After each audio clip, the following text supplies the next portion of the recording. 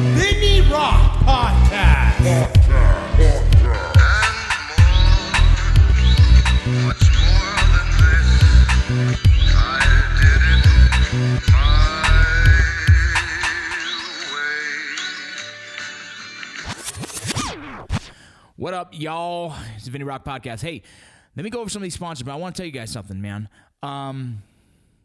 I hope that you guys are actually checking out these sponsors, right? These are really good people, and they believe in me, and they support me, just like you guys do when you guys are listening to this podcast. You obviously believe in me because you believe in the content that I'm providing for you.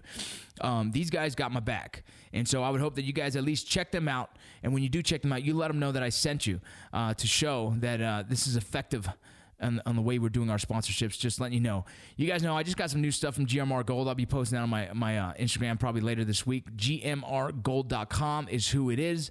If you guys are interested in any kind of the gold or the silver, you know, it's one of those different ways of collecting a monetary value and being able to put it away. And you can buy it, you can sell it, you can do all kinds of different things, but it's the one currency right now that kind of stays stable. It doesn't lose its value to the depths of other currencies. It's been very stable from the beginning of time, and it's going to continue to be stable. So you guys check them out, GMR Gold. They also have Bullion Box. You can check either ones out. In a Bullion Box, you can order either $100 a month, $200 a month, $300 a month. I use it for kind of a savings plan, a fun way to save money, and as well as share with my kids the coins and some of the medallions that come my way. You guys check them out. That's GMR Gold. Temple 57. Temple 57 is going through some changes. I got to get the information from them. They haven't sent it to me yet. But Temple 57 is still a private security company. They're always hiring veterans. Veterans are a priority for them because, you know, they just support what we do and what we've done. You guys check out Temple 57.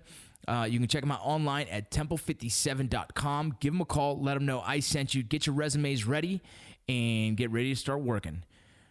Core Medical Group, I'm going to post a video that I'll be getting later today. Man, I really believe in this. I think this is super important for veterans and understanding that when you are when you have experiences like we do in the military with being around explosions a lot, those small concussions can actually cause a big difference in your body chemistry.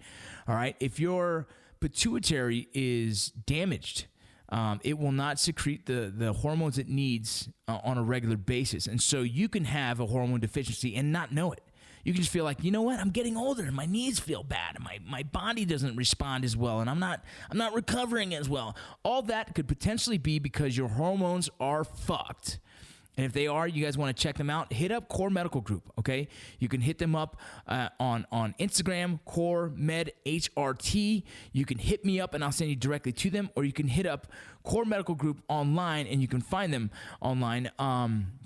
These guys will do your blood work and they will send you what you need directly to your house anywhere in the United States. You let them know Vinny Rock, you let them know Rocco, you let them know Vince Vargas sent you, so they know that I'm using this appropriately and I'm getting my veterans the help that they need, because I really believe in this. And if you're not even a veteran, if you're just a law enforcement officer that feels the same, I recommend you check it out. If you played football for years and you have a few concussions, if you boxed for a few years, you might want to check your blood levels, okay? So check them out, Core Medical Group. If you guys have trouble finding them, hit me up. I'll hit you up. Willie Pete's Chocolate. Look, man, I'm going to support this guy till the day I die. WilliePete'sChocolates.com. You check them out. Check them out on Instagram as Willie Pete's Chocolate Co. All right? This guy makes chocolate out of his own house. He's a veteran. He does his thing. He works his ass off to make his money, and I can't support anyone more than that because of the fact that he is a hustler, and he works as hard as I do. I know it, and that's why I love this guy. You guys go check out Brian at Willie Pete's Chocolate Co. Metaforce is your shakers, your protein shakers. Right now, I'm in this stage of getting in shape. I'm trying to get jacked. I'm trying to look good on the Mayans season 2. I don't want to look like a fat guy on film no more. It fucking drives me nuts. So you guys check out Metaforce Fit on IG. Metaforce Fit, Metaforce.com. You can go check out some of their shakers. I always use the one, it's the thin blue line, because I support my law enforcement officers because I get it. It's a hard job. And so I rock my shaker in the gym and tell everyone they can fuck themselves if they don't like what I believe in. Sorry about the cussing today. I got some coffee in me. I'm a little fired up. Last but not least, I got you guys want to know, check out Beyond Clothing. you guys have to know who they are by now. These guys are actually some solid dudes, and they do some amazing work. There's a lot of backstory. I'm hoping to get one of these guys on the podcast. Actually, I'll probably have Carlos come to the podcast one of these days. He's not much of a... He likes to stay behind closed doors in what he does. But either way, Beyond Clothing, they have a huge following. They have a solid following on social media. It's beyondclothing.com for your expeditionary clothing systems. All right. And they have cold weather systems. They have, the jackets. They have everything you can think of. They even have a motorcycle jacket they recently came out with. I love them. All my badass special operations buddies use them. They believe in their gear, so I asked them if they would be interested in sponsoring the podcast because I only like to promote things that I really believe in. So you guys check that out. Here's the last but not least. Last but not least, I hope you're still listening. I hope you didn't just fast forward past this because if you did, you suck. Perseverance Survival. You guys know Perseverance Survival makes those Whoopee hoodies. Right now, they're the craze. People go crazy over these Whoopee hoodies. He's got this one, the tiger stripe pattern. I have it right now, and I love it. I'll make sure I take some pictures and post it for you guys. But you guys check them out at perseverancesurvival.com. You can check them out on Instagram at perseverance_survival, and you'll see what I'm talking about. If you love Whoopies, you'll love a Whoopee hoodie. All right, guys, we'll get to the podcast right now. I got my boy here, the real... how is it? The real, your fight name. The real OC. The real OC. That didn't age well. That comes from O'Connell. Yeah. Everyone calls me OC. No one calls me Sean. They don't. No. Oh, sorry, I'm learning. I'm going to start calling you OC. No, My okay. bad. I feel like I'm not. You can call me whatever you want. You can call me whatever you want. It didn't age well, bro, because that show. So look, this is. I'm glad we're starting with this embarrassing bullshit. This is how it started, right? Like when I started fighting back in 2007. All that stuff, like there was like a bunch of OC shows, like OC Chopper, Oxycontin was a street drug all of a sudden, and so like I was called OC from like my childhood. Everyone called me OC. Yeah. And then Johnny Ritchie, I don't know if you know Johnny Ritchie, Rockwell from Rockwell. Yeah. So my first fight, he was announcing or whatever. And he's like, what do they call you? I'm like, well, everyone just calls me OC. He's just like, oh, OC, like that, like Orange County. I'm like, no. And like the TV show with the girls, the kids, the teenage kids. Yeah, he's like, you're not just OC, you're the real OC. I'm like, actually, I like that, the real OC. Because there were so many other OCs on the market at the time. Yeah. Now, it just sounds like I'm stuck in 2007. Dude, is it the OC movie, the TV show, it went on for years. Yeah. That was a good show. That's one of the shows that I watched overseas, where you just kind of take your time overseas and watch anything, and that was available to me, and I loved it. The garbage show, but whatever. It's all right. It's all right. There's some love in there. Yeah, that's Rachel Beeson was the first time I seen her. I was like, she's an awesome actress. Yeah. There's a bunch of those early 2000s like starlets. Yeah. And then they all just disappeared off I know. Like she's the only one that continues to do stuff. Yeah. Yeah, the other one I think Mishka something Burton I think was the other girl. Yeah. I don't even know what the hell she is anymore. That's what I was thinking of. Yeah, she just disappeared. She's gone. Yeah, she's gone. Can I get a Lifetime movie or something? There's gonna be Where Are They Now, and she's gonna be working at Chick-fil-A. I might be there soon too, so I can't make fun of that shit. There's nothing wrong with working for a living. No, not at all. That's dude. That's what I do. Like I was so close to signing up for Uber the other day because in Park City was a Sundance Film Festival. Yeah. And dude, it's hot. It's like I was talking to my own Uber driver. He's like, bro, we make a lot of money during this time. I was like, bro, I got nothing going on. I might go ahead and Uber it up for a few weeks. Plus, you meet some interesting people, probably. It's the best part about it, man. Is I was actually an Uber driver at one point. Really? I've done a lot of different weird jobs. There was a point where I walked away from the Border Patrol, and that's when Article 15 was kind of transitioning with Black Rifle, and I wasn't on the Black Rifle side of things. I was more working on the Article 15, so money was a little scarce because I just walked away from a fucking federal job that was paying pretty well, thinking I can manage my budget. I was living well above what I should be, and so I've never been good with money, and so I started doing a car salesman, and then when I was done, I started doing freaking Uber, and so that was what I was supplementing my money with, and it was cool. It was like no one knew who I was, so it wasn't embarrassing. Now I thought about like, man, I might have someone be like, dude, aren't you the guy on the mines? I'm like, yeah, and then they're gonna go to their friend and be like, bro, you wouldn't believe who my fucking Uber driver was. They're not paying well on FX. Well, dude, I have 6 kids and fucking. You got 6 kids? Yeah, you didn't know that. There's I a lot did you not. don't know about me. We're getting closer. Like Yeah. the It's closest true. We're getting to know each other. we rolled. That was the closest we've ever been physically. Yeah. And it was a good session. It was good. It was a good We do session. that more. I'm getting lazy right now. I just had stem cell treatment.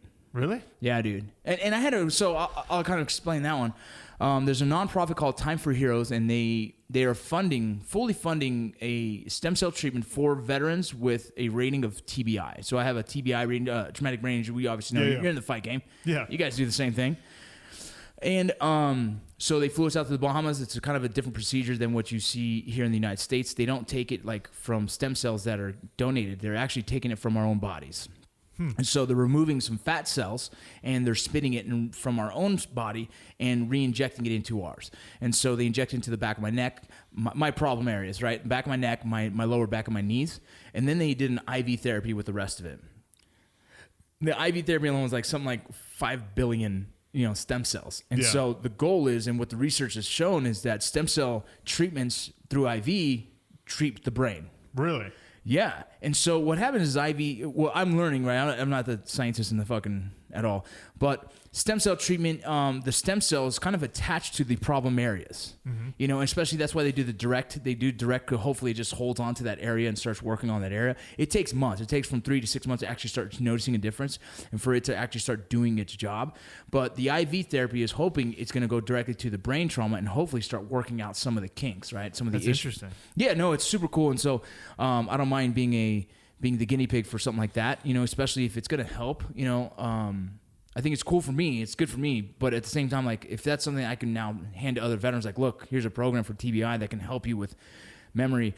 And you don't know me very well, so you don't follow my social media probably until recently. But I mean, people that follow me know that I've lost my debit card. It's probably about 15 times a year is what happens. Wow. It's just I forget. And it's not even, I feel like these blackout moments where I just keys, wallet, and freaking debit cards. No clue where the fuck they're at. And they're just gone. And it's something about like if I have too many things on my mind, one part of it that my subconscious is thinking so much that my conscious is doing shit that I don't even know. Yeah. And so there's no memory of it. And so I can even just leave it on the table and walk out and be like, oh, I don't even know where the fuck it went. And so this is weird thing from just brain injuries. And I can't blame it all completely on military. I was a football player as well. Yeah. I was also grew up boxing, so I've done a lot of sparring with guys I shouldn't have been in the ring with, right? Sure. And so I think it's just a duration of a lot of head trauma is why I have these little issues. And so when I went to go do the x-rays for the VA, they're like, oh, yeah, you have TBI. I was like, I probably had that before the military, too. Yeah. That's how stupid I am. I can't ridicule you for that because I went from football to Fighting.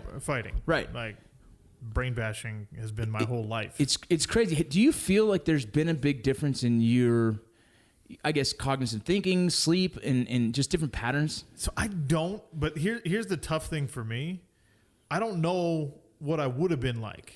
You know what I mean? Right. Like, because there's no baseline testing against the life that I've lived. Right. So, like, would I have been some super genius cure cancer if I hadn't Right. sacrificed so many billion brain cells over the years?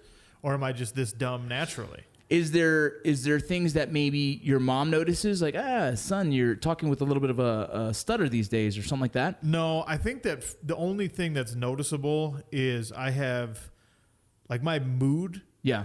I have more violent mood swings than the average dude, Right. I think. And I think that if you're going to attribute any part of my personality to TBI or to Yeah. CTE or to right. anything like that, I think that's one that I'm going to keep an eye on as I get a little bit older. Right.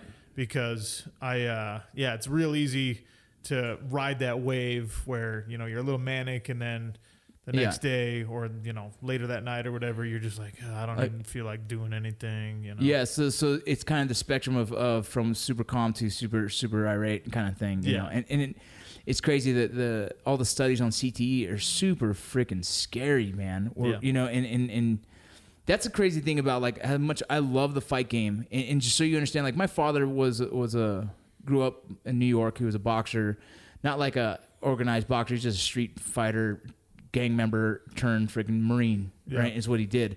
He was doing some boxing in the Marines, and that's where he really kind of fell in love with the sport even more.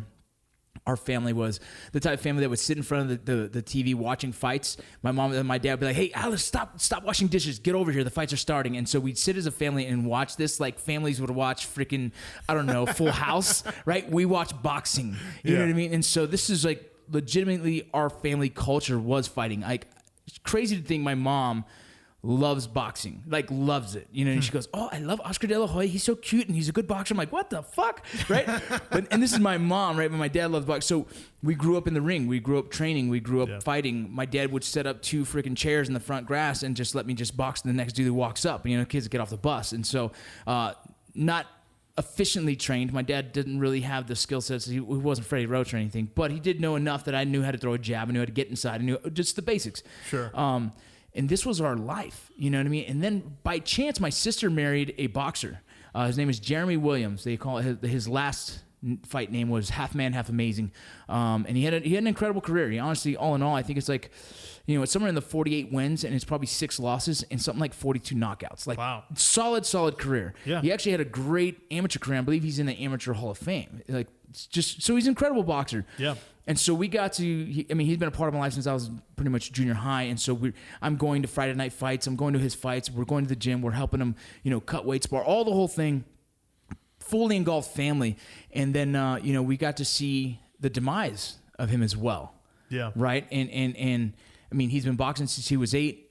And boxing is a lot different than MMA, right? This is continual beat down on the head. Yeah. You know what I mean? Even after you get in trouble. Right. That's the big difference that people don't necessarily recognize all the time. You got the shut-off switch in MMA pretty much. You know, your body feels the trauma, and most of the time it just goes to sleep. You know what I mean? And so even if it doesn't, and you're flopping around, and you're like, the referee just stops it there. Right. You don't get the 10 count to shake out the cobwebs. Yeah, and it's crazy. So I was watching boxing this weekend, and you see it, man. You see refs that just let it go. I'm like, dude, stop this, man.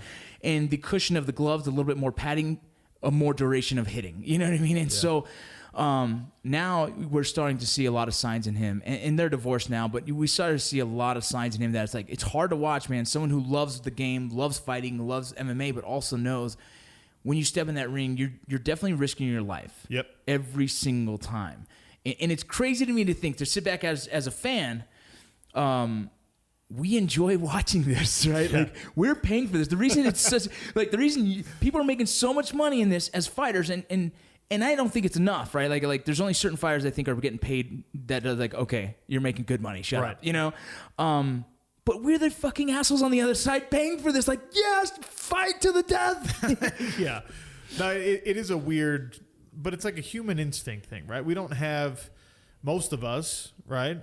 Don't have combat as part of our life, like part of our daily life. We are a combative species in general. Like, we don't have to fight for our survival like we used to, so now it's become a sport thing. And every other sport is just a simulation of that combat, that 1 versus 1 thing, right? Like, team sports are that.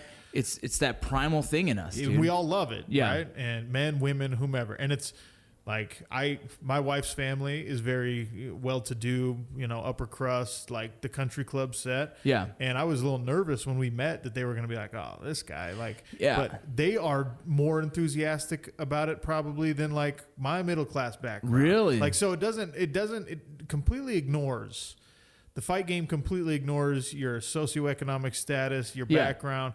It either speaks to you or it doesn't. And whether it's good or bad, it speaks to a good majority of people, I think. Yeah, it's crazy because, like, you know, being in a relationship, I was always nervous. Like, you know, am I going to find someone that loves fighting like me? Because it takes up a lot of my time of how many different fight venues I DVR, and I sit there and watch and I analyze. Like, I call myself, I'll sometimes write these little articles, and I haven't wrote one in probably a year, but I call it like myself the amateur analyst, right? Because I'm by far not a professional, but I love it so well on so many aspects, and my wife enjoys it just as much, which makes it like, whoa, dude, this is cool. Because, I mean, if I'm at a kid's party, I'm like cutting it short because we got to go home. There's fights on, and I need to watch these, because if I go onto my freaking Instagram and someone fucking ruins it for me, I'm gonna be pissed.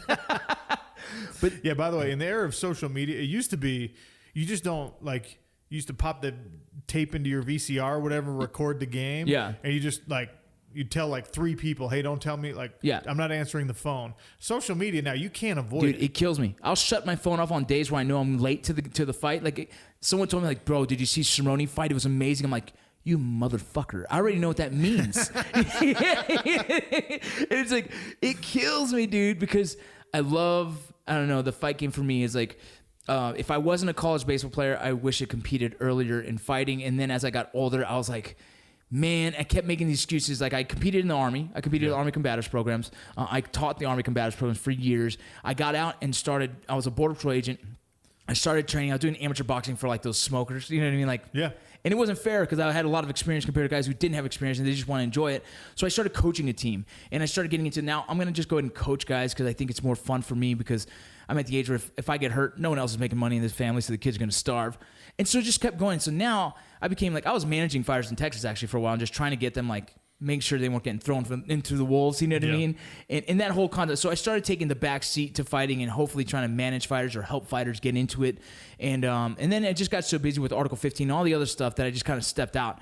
Now I just get to watch it, and you know, and I still try to train. And as well as now having kids, I'm like developing, I wouldn't say future fighters, but at least people that are, I don't know, they're at least well known to protect themselves when needed. Yeah. You know, and I think that's probably for me is the best defense against bullying, right? Like, there's always bullying, like, you know, don't be nice to each other. I think there's always going to be bullying. There always will be. There's never going to stop. When we were younger, we were able to just punch them in the fucking face, and all of a sudden you're eating lunch with the dude the next day, and you guys are friends. Yeah. It's this weird space that it was just okay. You just punch them, and you guys are like, all right, fuck it, we're not fighting no more. That sucked for both of us. Emotionally sucked, physically sucked.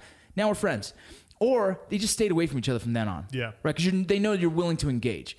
Kids were raised these days without that. And for whatever reason, society's, you know, it's kind of participation award / like just a kinder, gentler world. I'm not like that with my kids, right? I teach them the fundamentals of fighting for the, like, you're going to protect yourself or your brothers and sisters. Like, this family, we fight for protecting ourselves or others that need it. And that's something for me is what my father taught me. It's what I've believed in. It's why I served in the military. Like, I'm going to protect others who can't. Yeah. And so I raised my kids that way. And some people might see it as maybe a little harsh because society kind of deems fighting harsh. I see it as like, fuck, it's awesome to watch my 13-year-old daughter throw a punch when she needs to protect herself. Yeah. I mean, there's a confidence that comes from knowing you can get yourself out of a jam, knowing that you don't have to sit and take whatever scary or emotionally damaging or whatever scenario you're put into. And I don't have kids. My first kid is on the way. I'm excited about it, scared about it. Yeah. Right? It's the scariest thing ever. But at the same time, I know that my parents, even though my parents were not like your parents, right? Yeah. They're not people who enjoy watching fights. They're very academic and whatever.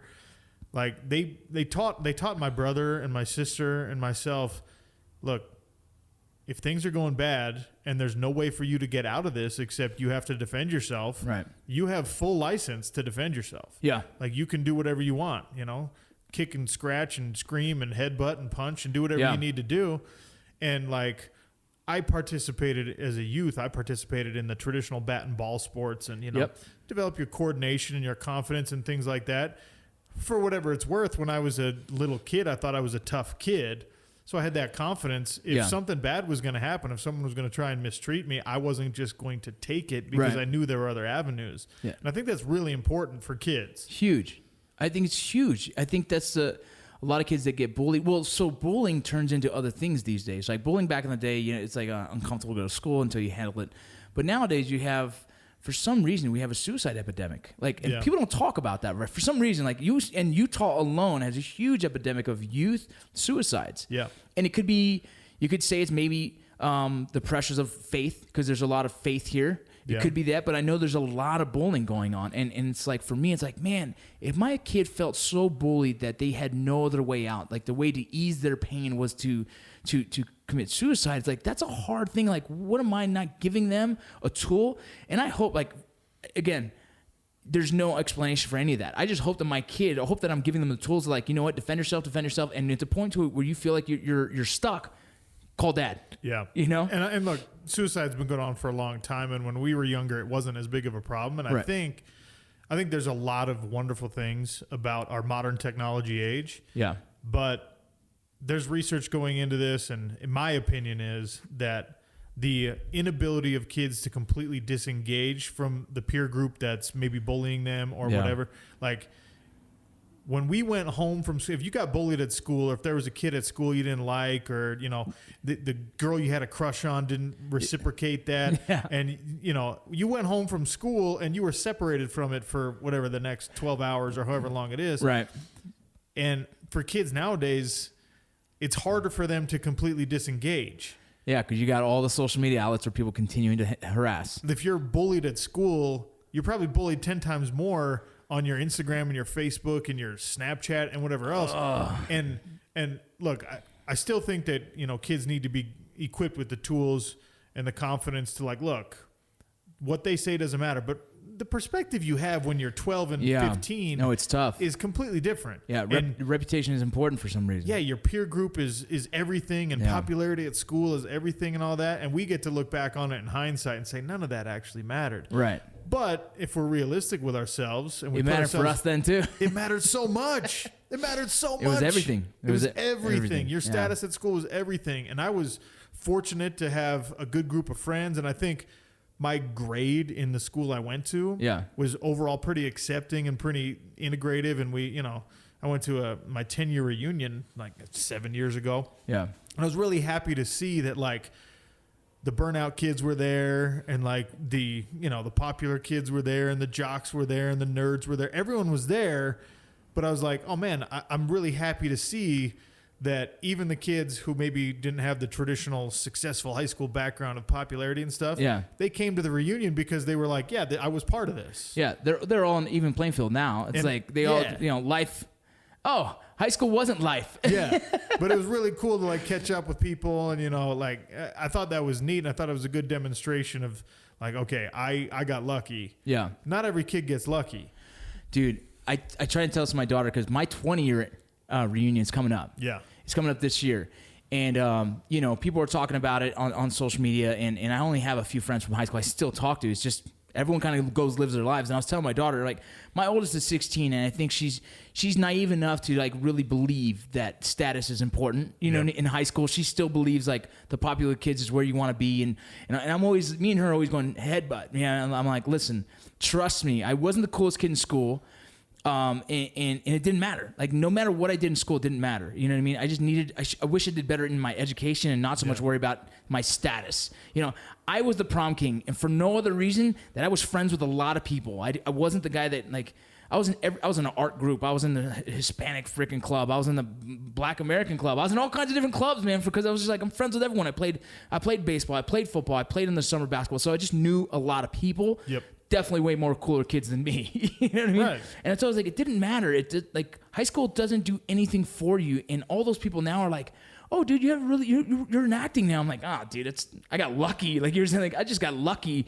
But it's funny to see all the people in my 20-year reunion, and to see, like, some of the most people who I believe would be successful probably took different turns in their life. You know what I mean? Sure. Because after high school, you actually really start dealing with life. Yeah. You know what I mean? And people start making decisions that affect you seriously. I have really good buddies that end up going to prison for making one mistake. You know what I mean? And that kind of snowballed into others. And it's this crazy thing. Like, high school is so insignificant in your life when you actually look back and look at it. Yeah. But these kids now, you know, they, that's why I don't know. Also, as a dad, it's like, I'm not going to be here forever.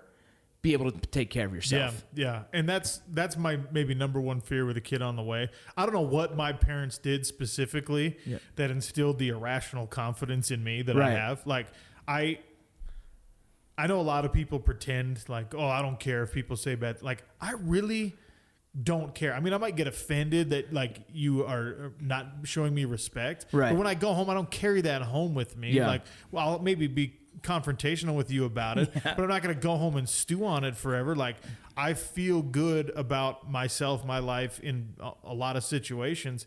And I don't know why I have this irrational confidence, but something my parents did along the way allowed me to be that way, and I hope I can do that for. I got a little girl coming. Oh, it's a girl. That's what the question. That was the question. Okay, especially cool. for a daughter, I think that's going to be dude. super important. Dude, it's the great. I just actually posted. I have the Drinking Bros group. You know about all that. Oh yeah, And there's a Drinking Bros dads group, and I just did a video saying, hey, And I just had these thoughts, and I'm like, you know what, I might as well share it with the rest of these dads because I'm a father of 6, man. So understanding It's a lot like of kids, man. I'm experiencing a lot of different things at once as well, right? When what I thought I knew yesterday changed today, you know, and I told him, like, you know, you are the biggest influence in your kids' lives from the time they're born to about 16, 17. Then they start looking at other people to look up to, right? Yeah. But until then, you are the best leader in their life. You are the biggest influencer in their life. And the things that you do that you think they don't see, they watch and they learn and they take from you. I was like, so are you being the best role model for your kids? Are you leading from the front? Or are you leading by example? Just a question to ask yourself every day, because that's the fear that I have is like, there's lazy moments in my life that I'm not getting off the couch. I'm like, hey, man, grab me a soda. You know what I mean? And there's times where I'm like, all right, let me go help with the trash. Which one are they going to take, right? Yeah. Like I don't, Right. you know, are they going to be like, my dad always sat there and asked for a soda. Like, I didn't always do that, but you know what? I did it sometimes. And Yeah. are they going to take that one? Or are they going to be like, hey, let me go help you guys with the trash and go help them? Like, what side are they going to take from that? I have 6 kids and all 6 have 6 different personalities and I raise them all the same. That's the weird thing about And they're kids, all man. fucking different, dude. And it drives me crazy to be like, what the fuck did I do with this one right? And what the fuck did I do with this one wrong? You know what I'm saying? And so when you say, like, I don't know what my parents did, like, they don't know either, right? They Yeah. were just good people trying to just do their best. Yeah, And yeah. that's what we're going to do with our kids. But it's this, like, you also wish you had that answer so then you could, like, let me just hand you this confidence that's good for you. Yeah. You know what I mean? Because I have my 2 oldest daughters are 13 and 16 and 13. 13 is going to high school next year, right? So, Yep. But they're 2 different personalities, man. I can freaking tell the 13-year-old, like, hey, stand here, don't move until I come back. She will not freaking move. And I come back to the 16-year-old, and she's probably painted the whole wall. And like, what the hell are you doing? You know, and it's so interesting to see this dynamic of like, so in the military, I've learned how leadership works really well because of all the different courses I've been to. But leadership is really defined in like, I lead you specific to your leadership styles, right, that you're comfortable with. And I lead this person. Everyone's different. Yep. The way you were raised is different the way that I was raised. Someone could lead me easily by saying, hey, listen, motherfucker, I'm going to kick your ass if you don't do this. I'm like, I'm there. Whatever you need. Run through that wall. I'm it. You know? And then there's other guys that you'd be like, listen, I need you to do this for me. All right? Can I rely on you to do that? Right? And Yep. that instilling that trust in them. They don't want to disappoint. And that goes a long way with leadership. The tyrant days are over, right? Like, and I can say my father was more of a tyrant than he was a mentor, but my grandfather was a fucking tyrant Sure. from hell. And so my father kind of took from that and he became a father that he wanted to be because his father wasn't really around. He was in prison a lot. When he was around, he wasn't a fucking good picture, you know? Yeah. And so my father kind of turned it into, here's my version of dad. You know Yeah. what I mean? And it was a softer version of what his dad did.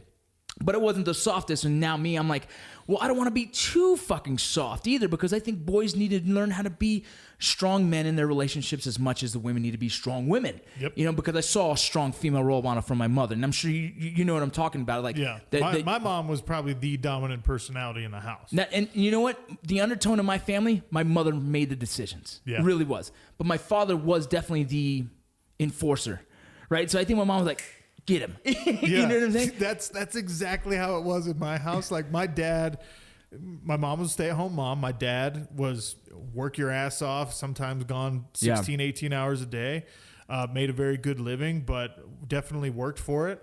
And my mom was like her job. Yeah. The division of labor was my dad's going to bring home the bacon. My mom is going to run a tight ship at home. Yeah. And so she was very much the decision maker in like who needed to be disciplined. Right. But then my poor dad would come home after. I didn't understand this when I was a kid, but obviously I do now. My dad would come home after working 12 hours, and my dumbass is like, broken the screen door or something Yeah. like that. And it's my dad. My mom would be like, "Yeah, guess who shoved his brother through the screen door?" Yeah. And then my dad would have to go from being like literally stepping out of the car, Yeah. long day at work. Who knows what issues he dealt with at work? He's got this little shithead kid, Dude. who just couldn't act right for the whole day, and now he's got to put a whooping on his son. He's got the honeydew list. Like, here's what happened. Here's what you need to take care of. Yeah, And but my mom's the one who's just like, Yeah. this is who's in the wrong. Yeah. And this is the one you need to yell at or go smack. handle it. Yeah, Go handle it. Exactly. And funny, well, I get the texts. Like, so it's so different these days, right? I get the text, so I know what's going on before I get home. Yeah. She's like, all right, listen, he lied about his homework. He did this. And I'm like, all right, got it. I'll deal with it when I get home. And you Yeah. got to put on the face, right? Because, like, dude, I'm not really mad at these kids. Kids are fucking kids, dude. That was Right. terrible, dude. Right. But at the same time, there's points where, like, okay, this is a major negative in my head. Like he disrespected a teacher. Okay, that's something serious that I feel can be we need to nip it in the butt now because Yep. that's a bad one. But like, oh, you forgot 2 assignments. I'm like, you know, I like, used to forget a lot of assignments. so I'm like, hey, you need to fix that, right? Don't be doing that stuff, blah, blah, blah. And then walk away, I'm like, oh, whatever. Yeah. Whatever. Because parenting is such a weird thing, right? Like, dude, it drives me nuts, man. It's funny because like I said, I've learned from my father the way he raised me, and I toned it down a little bit for my kids. But like, you know, and sometimes I feel like maybe I can tone it down more, or maybe if I tone it down too much, they won't be like me. Yeah. Like, for instance, here's the crazy thing in my family. And I don't know if you're cool with talking about family. I don't know where this thing just kind of went off wherever it went. It goes wherever it goes. But I fell in love with baseball at an early age. Like, fell in love with the sport. I'm talking, I wrote about it. I did it every day. I told my parents I wanted to play a professional baseball my whole life. And so I'm waiting for one of my kids to fall in love with something. They have not fallen in love with any sports, any activity, anything. And I'm wondering, like, did you have a love for a sport at an early age? Oh yeah. Football is my first That was love. it. That's your thing. So for me, it was interesting because as a little kid, I played. You know, my parents, despite not being sporty themselves, they Right. knew they recognized like the social value of getting your kids into sports. So I was like t-ball, soccer, all that stuff. And my grandfather, my maternal grandfather, he and I are like, whatever. Maybe it skips a generation, but my grandfather and I are very, very alike. Yeah. He wrestled. He played football in college. He was in the Marines and boxed and wrestled in the Marine Corps. He ended up the last wrestling tournament he ever entered and won. He was like 52 years old. So he just kept doing it. Oh, that's cool. All through his life. And so he and I were just weirdly similar. And he would, when he'd come to visit, he would sit me down and I would watch football games with him. And when you're like 4, Yeah. an NFL football game is the longest Yeah. damn thing in the It's probably world. the boringest thing in the world. It's so stupid, Yeah. right? And he'd be like, no, sit down. I want you to watch this guy and this guy. And he would kind of like, even when I was way too young to understand it, he would explain some things to me. Yeah. And I would watch like an individual matchup or something in Yeah. a game. And I'd just be like, oh, that's the strong guy. Okay, I Yeah. want to be the strong guy. And so because of that, and because my grandmother loved football and whatever, football was my first love. Yeah. Coming up through Little League and high school and even into college, like football was it. I was like, that's where all my focus and effort Right. and energy went. And it was because of family, weirdly. Even my parents were just like, if you get good grades, you can play football. Yeah. So it's a trip. So you said, like, I was the same about baseball. It was everything to me. I traveled around, everything. I played college ball before I joined the military. My kids don't have that, though. And I don't know if it's a generation thing, dude. I don't know if it's something about the generation thing. But I have a friend whose son, like, loves wrestling. Like, Yeah. stupid loves wrestling. And I'm like, man, that's really cool to see.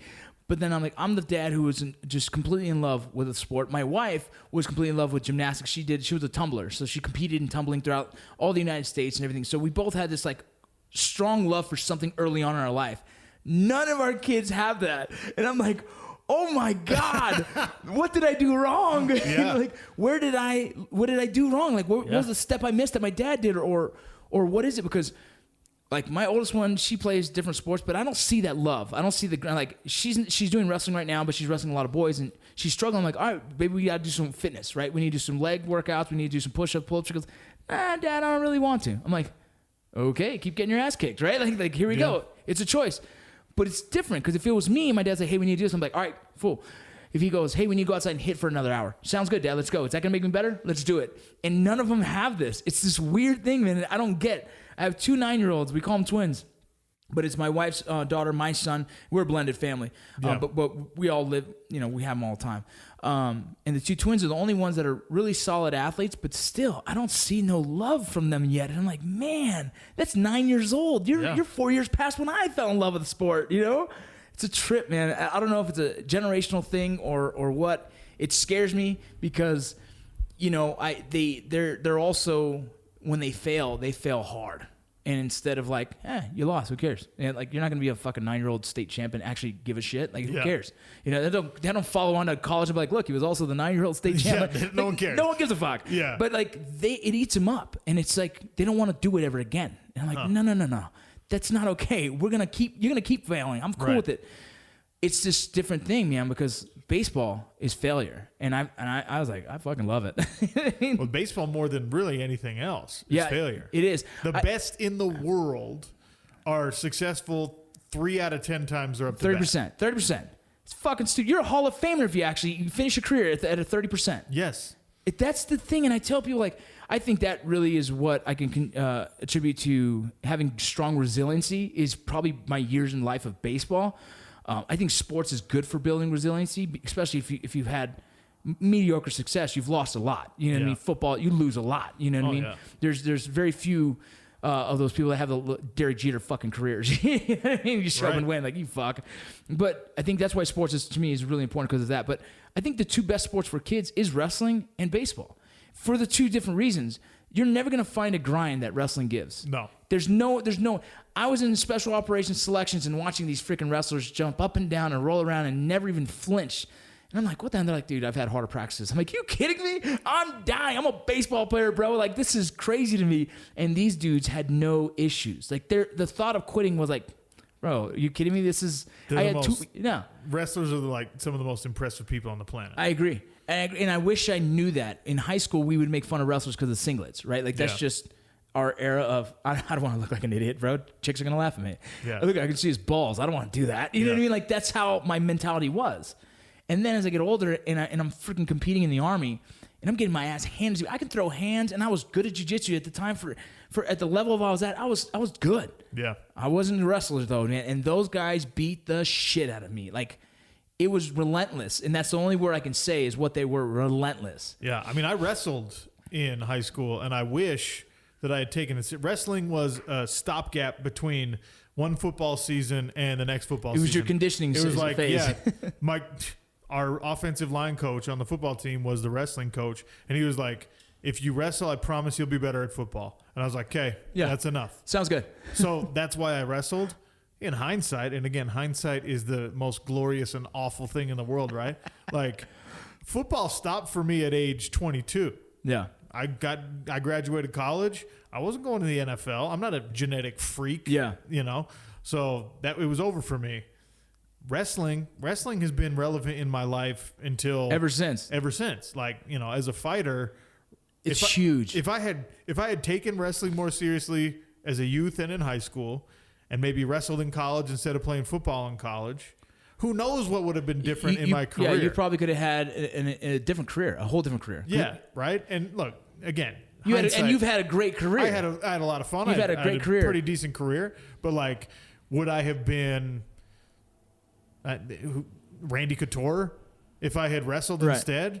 Probably not. Would I have been Ryan Bader at least? Right. Well, maybe, because I look at him and I'm just like, yeah, we have a lot of similarities. Yeah. He's had a better career than me. He was in the UFC longer than me. He just became champ in Bellator. Yep. Right? Knocked out a legend in Fedor. Yep. Like, he and I, he might be genetically slightly superior to me, but he and I have a lot of similarities. Yeah. So could I have had that career if I'd have been more serious about wrestling? Probably. Yeah. Well, it's crazy, man. And for many years, wrestling, a wrestling foundation has been a very dominant force in UFC. Yeah. You know, and it's like whether you're actually still wrestling or you could be throwing hands, but you always have that go-to, and it's been very, very successful of bridging that gap between the strikers and the jiu-jitsu guys. Like, if you're a wrestler, fucking A, you can do whatever you want. People don't realize some of the more formidable strikers in MMA have wrestling bases. John Jones wrestled in college. Yeah. Right? Anthony Rumble Johnson. You just talked about him. He was a junior college All-American. Yep. Like, those guys, and the reason why they trust their hands is because they can avoid a takedown. Yeah, and even if you throw the nastiest, heaviest hook in the world and you end up spinning yourself backwards, right? Someone takes you down. Oh well, I'm gonna get back. Just get right back up. Yeah, that's the thing, dude. And so my having kids and just I grew up teaching at the combatives house. I was a combatives instructor one time at Fort Sill. And I have little kids that weren't in school, so I just bring them with me. So they grew up seeing it. They grew up around it. And I actually tried to put them in jiu-jitsu at first, right? At first it was karate. And I was like, get the hell out. It drove me nuts, right? For some reason I couldn't do it. Maybe partly me, ego, and two, like, no, fuck off. That's not how it works. Your forms are pretty, but that's not what it's going to look like when someone's punching you in the face. I grew up fighting realistically, and I wanted to teach them realistic. That's going to be beneficial to a real fight. Like, for the main concept of protecting themselves, right? Yeah. And so the kung fu thing was not what I liked. So then I put them in jiu-jitsu, and they did a year of jiu-jitsu, and I sat there and watched it, and every day I'm thinking like, man, I don't know. I'd rather them. I know how easy it is to teach the basic levels of jiu-jitsu at any age. Guys pick up jiu-jitsu at late ages and become very, very successful and comfortable on the ground. I mean, if you get to a blue belt level, you're pretty solid compared to the average human being. Sure. And it's obviously it's a journey, but I think it's harder to teach someone wrestling at a later age. And so, like, you're wrestling early on. Yeah. Learn that foundation, because one, I can't tell you anything about that because I didn't do it until I got older. So learn that now, and then I can teach you hands and I can teach you jiu-jitsu enough that, like, okay, you're a pretty solid package, you know, and you can go on to the life and do whatever the hell you want. But at least I know you can protect yourself. Yeah. But it's because wrestling. I mean, I've noticed that, like. So those are the sports, wrestling and baseball. Wrestling because of the grind, because the mental toughness, I believe it builds in you. I think the confidence of the one-on-one scrap. I think it also desensitizes you to that. If you have to get into the fight, the anxiety of the concept is a lot more calm. Sure. Because that was my issue, is the anxiety of a fight. The one-on-one fight is always like, oh, this is going to suck, because of the way I was forced into it. I didn't have like you're going to fight. I'm like, fuck. So those nerves killed me. And then I got in there, get hit once. I'm like, okay, I'm here. Let's go. And that followed me all the way into it. Dude, I was, 28 years old fighting in the fucking Border Patrol boxing. And I'm still like, hope someone knocks me out before I get on the fucking mat because I'm nervous. You know what I mean? You know what? Anybody, I don't, maybe there's a handful of guys, even at the top levels. Yeah. Who truly have like that serial killer low basal arousal level that like makes them dangerous to other human beings.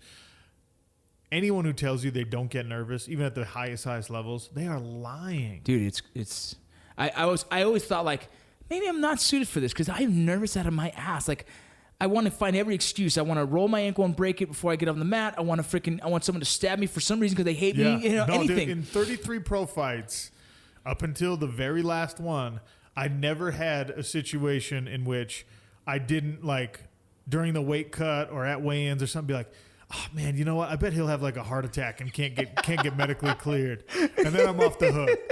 You know what I mean, bro? That's so funny, dude. He might.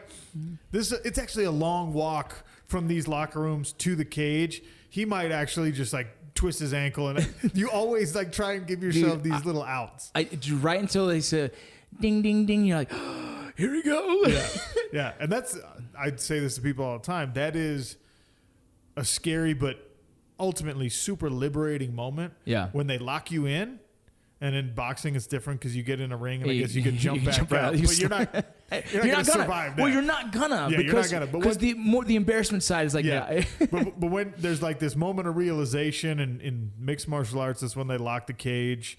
In a street fight, it's when, there's no cop here to save me. Yeah. Like, it's me or him. Yeah. And street fights are much more scary than sport fights, right? But like, there's a moment of realization. And in psychology, they call it fight or flight, right? Where your only option is fight. And it's an amazing moment. Yeah. Because you find out who you are. You find out a lot about yourself. Yeah. And yeah, you're absolutely right. Like, wrestling puts you in that when you're 4 years old. Yeah.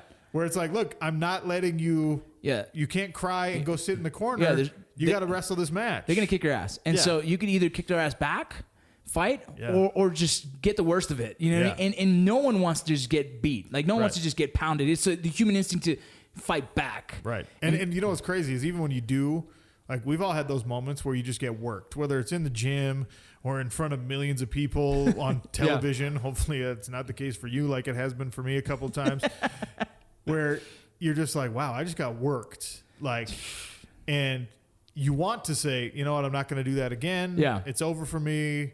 But you can't do that because that feeling is so ugly. Eats you up. That feeling of just being like, wow, I got dominated by another human being is so disgusting to you. Yeah.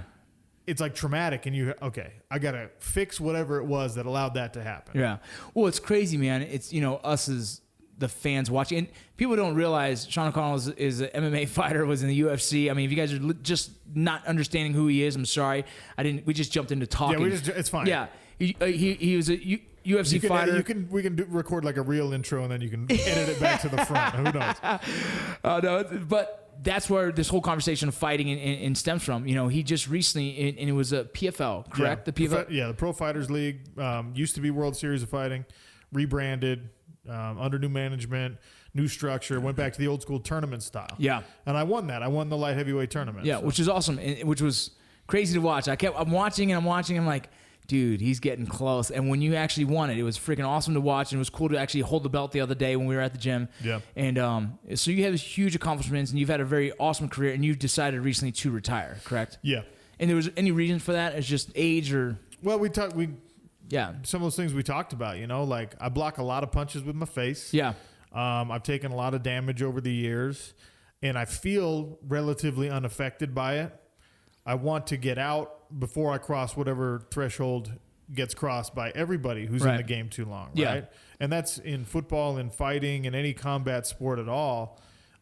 Eventually, people can see the effect it's had on you. yeah, Even if it's just like, oh, wow, that nose has been broken so many times, he looks Right. weird or whatever, which I wouldn't care about. But, like, all of us have seen the old school prize fighter and gone, oh, doesn't it suck how he's really slowed down and his speech is Yeah. a little bit slurred Yeah. and things like that. I didn't ever want to get to that point. And I finally got, you know, to a situation where I could go out on a high note, winning this tournament, winning the first season. a little bit of cushion financially. Yeah. Like a lot of things that made it like, you know, this is the best time. Right. And look, it's already hard. This was a month ago that I announced my retirement. It's already like people are like, yeah, but what if you could beat that guy? Like Yeah. we just talked about Ryan Bader, right? Yeah. And Ryan Bader won a heavyweight championship and a light heavyweight championship in Bellator. Yeah. And I'm like, well, I mean, I could do something like that, If I could do it in the PFL, like let's do it. right? Like, No, what, should I come back and That's- compete as a heavyweight next year? That's or the something? hardest thing for me to watch as a fan in fighting is the fighters that continue to come back. Yes, It, and it for me eats too. It eats me alive because like I get it. Like I want to go to war every day. I even told my wife like, look, man, I have a 3-month gap. I can jump on a contract real quick, make us some good money, Yeah. and get back. And she's like, shut up. And I'm like, man, because it eats at me to be. I want to be still in the fight, you know, Mm-hmm. and that's why I still try and train. I decided recently I'm going to try and compete in some jiu-jitsu tournaments because Right. I need that chase. For some reason, guys like us need something, and it's hard to fill that void with something else. It really Absolutely. is. It's just you retiring from fighting is like someone getting out of the military for so many years and like this is the way I lived for so many years. Now what, right? It's trying to find that identity again that now makes life relevant again. And even though you're having a child, that's great. But you still, for you personally, you're like, but what the fuck am I gonna do? Exactly. Like, I'm excited to be dad for her. Yeah. But I also want her to know, like, who her dad is, for her dad to know who he is, right? Yeah. Like, being mom or being dad, while that's the most important job that anyone can do, it's not who you are. And I never knew that about my parents, right? Yeah. When you're a kid, all you parents are is mom and dad. Yeah, parents, yeah. But, like, as I got older and I started to understand it, like, my dad is one of the smartest guys in his field. Like, that's who my dad is. Yeah. And he's also my dad. So for me, it's like, for so many years, people have viewed me as like, he does radio and he's a fighter. He's the fighter guy. Like, people don't care about the radio thing. So when you get introduced, it's like, oh yeah, this guy's a pro fighter, which is fine if people want to, you know, identify me that way. But now that's not true about me anymore. Yeah. If I retire. So what am I? Am I coaching? Am I competing in jiu-jitsu Right. tournaments to stay active?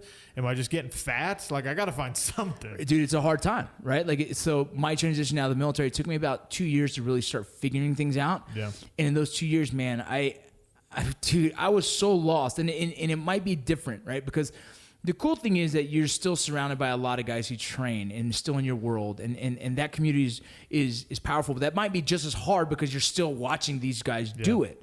You know what I mean?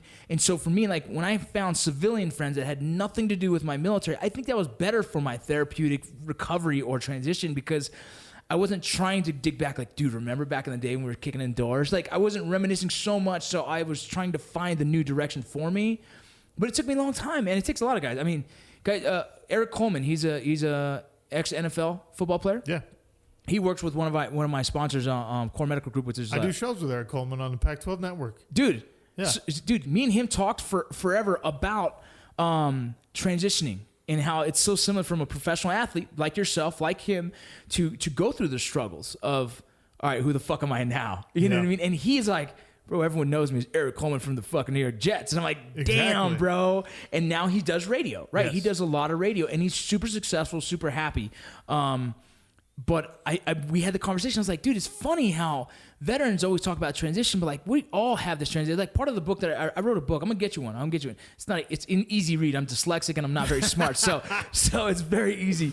But I talk so much about like I had a hard transition losing baseball, as you Yeah. probably did with football, Yeah. right? Oh, that was brutal because I was younger and I was less prepared for people to be like, you're not as good at this as you think you are. I told people like I drank more on my transition from baseball to military than I did from military to civilian life because I was young too. Yeah. I was 22 years old. I'm like, what the fuck? I still have good years in me and I'm fucking good. Yeah. I'm good, but I'm a dumbass who can't pass my classes. I never graduated. I was taking fucking art classes and theater, which by chance it helped me now in my Yeah, life. hey, you didn't know, Yeah. but it was setting you up. Yeah, right. But it was the hardest transition for me. I was like, dude, I've played baseball since I was 4, traveled since I was 7.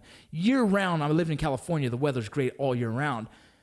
I was all that. That was all I was. I identified as a baseball player and I didn't know anything else. Yeah. Oh. When I joined the military, I was like, fuck it, shoot me in the face, give my daughter some money, and I'm going out a hero because I'm not good at anything. I didn't even think I was going to be good at military. I was like, what the fuck am I doing here? I just needed something, and it kind of forced me into like, okay, you can be good at this too. See, it's funny because we're just getting to know each other really, but there's a lot of similarities here, Yeah. right? Because guys like us, and there's a ton of people, guys and gals out there, who like, I admire folks who are content working their 9 to 5. Oh, 100%. And like they're like, you know what? I'm an excellent postman. Yeah. And you're like, good, man. But if that was me, I'd walk into my house every day and bang my head against the brick wall because I couldn't stand just being that. I need Dude. I need there to be something like, and I don't know if it's some flaw in my personality where I need validation from like external sources. I need people Right. to know what I'm doing and care about what I'm doing. But I'm like, okay, if I'm not fighting anymore, people are always interested in you when you're a fighter. Right. They want to know, did you win your last fight? What's coming up next? Yeah. How's this? In radio, it's that, but like slightly diminished. People don't care that much about radio, Right. but people are still listening to you and they want to know what that's about. And it's like, okay, I'm getting a little bit bored with radio, quite Yeah. frankly, because it's, I've been doing it now for 12 years and it's okay. It's fine. It's not one of those jobs that you can really say you have to work incredibly hard at. It doesn't tax Right. you very much, but it's just like, am I doing something important and relevant? So now this, as I'm figuring out, I'm not going to be a fighter anymore. Maybe my radio career is either scaling back or completely coming to an end, whatever. Do I need to find something that matters to other people? Do I need to find something Right. in the public eye? Do I need to find something like I've been doing for a while in order for me to be happy with it? And it's a trip because Yeah. I'm like, I don't want to admit to myself like, yeah, you actually care so much about what people think that you need a job that people pay attention to. Right. But that might be me. Is that you? You don't know yet. I don't really know. Is that right now? But what- I feel like I can't just they'll go into an office and be a 9 to 5 Right. guy. And even if I was making there's plenty of people who do those jobs, software engineers, whatever, who make a shit ton of money. yeah. Right. No, dude. That's what I'm saying. That's an honorable living. Honorable living. It's awesome. And it's like, but I don't think I can be that. I think I have to be a guy that's doing something like, I'm writing my next Bro, book. I'm doing this. Like, I so- need to know. It sounds like earlier stages of me, right? Yeah. Like, here's the funny thing, man. Like, what I've and dude, years and years of this, right? I got out in 2007 of active duty. It's now 2019. I feel like I'm figured it out in the past 3 years. Sure. Like, but it all broke down to one thing. Like, what do I love? What did I love to do?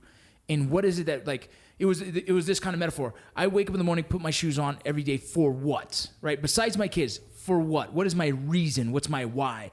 And it's to serve others. And that's me, right? This is me telling you, like, when I figured it out, it's when I serve others, I feel best. Yep. I've learned that social media helps me with that message as well, because I can just serve others by just relaying my message of the day or here's what I'm going through in my life, and I'm going to give you a little bit of tip of don't fuck it up like I did. You know what I mean? And that's kind of like the book I wrote is about mistakes I've made, mindsets I've done that were toxic and it killed me.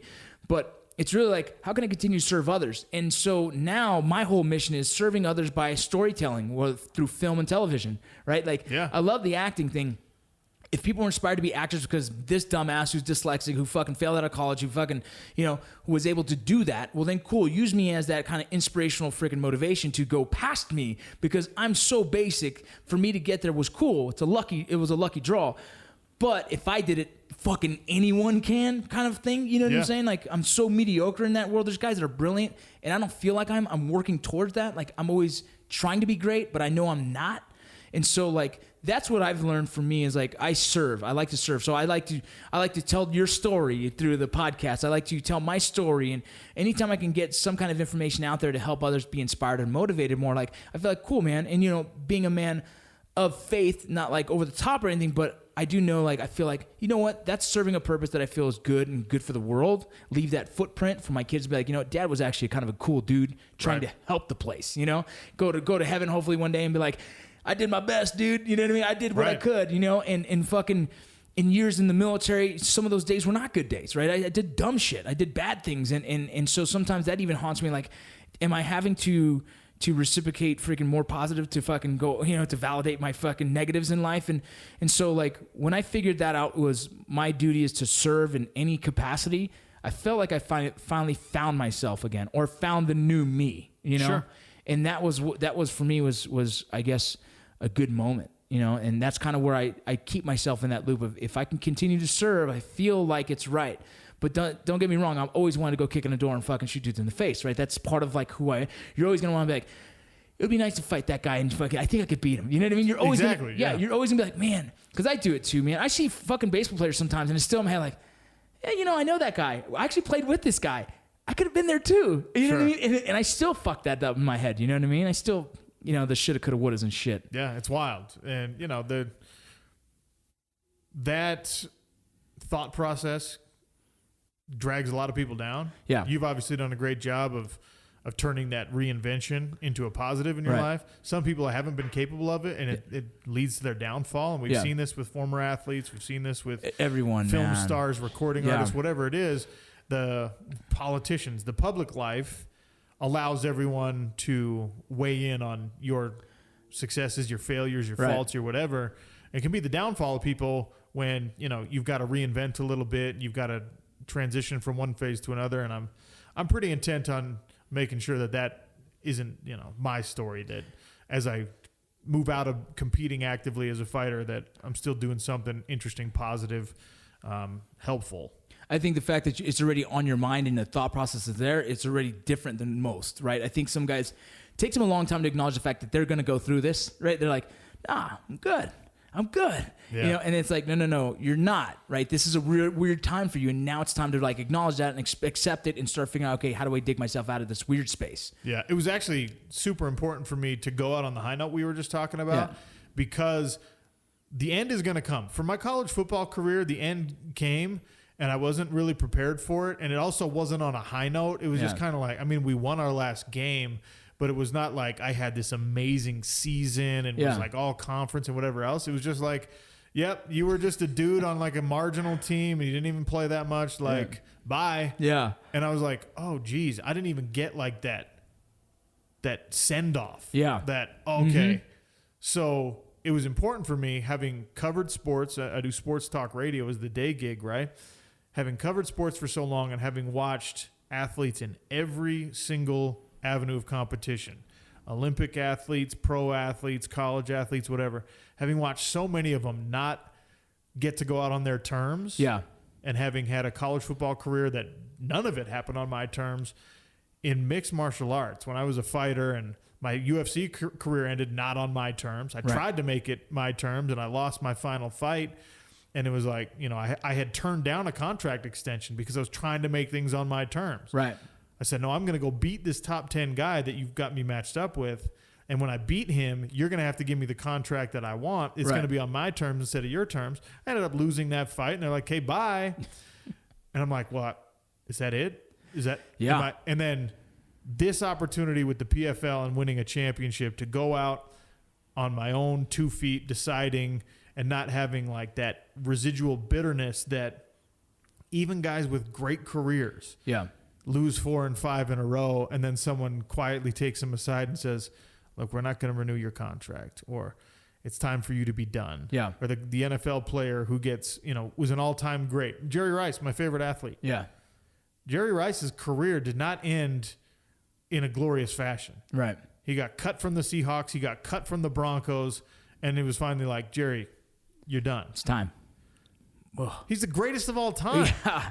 Right? He has almost every record, right? He's got a lot of records. And I think Jerry's done a great job. He's done broadcasting and PR and all that stuff. So he's transitioned to something else successfully.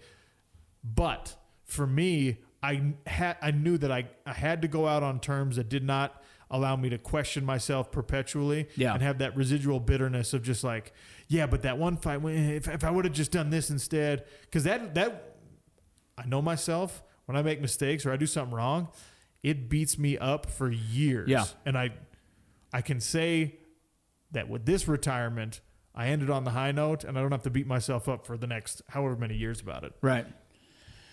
Man, that's what I'm saying. The career of a fighter, it's the hardest one for me to watch, right? Like I just see it, and I feel bad. I feel for everyone in there, and I get it. You know what I mean? I get it, because I feel like a lot of my guys supplement their military careers with contracting. You know what I mean? It's like, I'm done with the military. I'm in a contract. You're just doing the same fucking thing, right? Sure.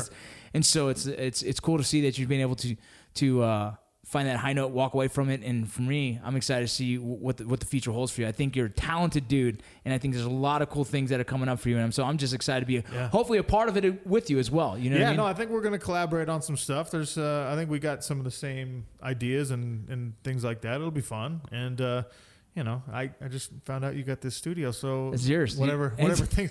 Look, whenever I got an idea, I'm just gonna be like, Rocco, what do you think of this? Well, dude, we're at an hour, man. All right, let's get out of here. Yeah. Anything you want to promote? Anything you want to talk about? Even your social media, so people can find you. Yeah, at Real OC Sports is my my Instagram and my Twitter and all that stuff. I do a show every afternoon on SiriusXM's Pac-12 network, so you can catch me on channel 373 from 3 to 6 p.m. Pacific time on Sirius. And go buy my book. It's called Hellbound Heaven Sent. It's on Amazon. Go buy it, read it, tell me if you hate it, and I'll come find you and punch you in the face. I appreciate it, brother. That's the Real OC. We're out. I did it.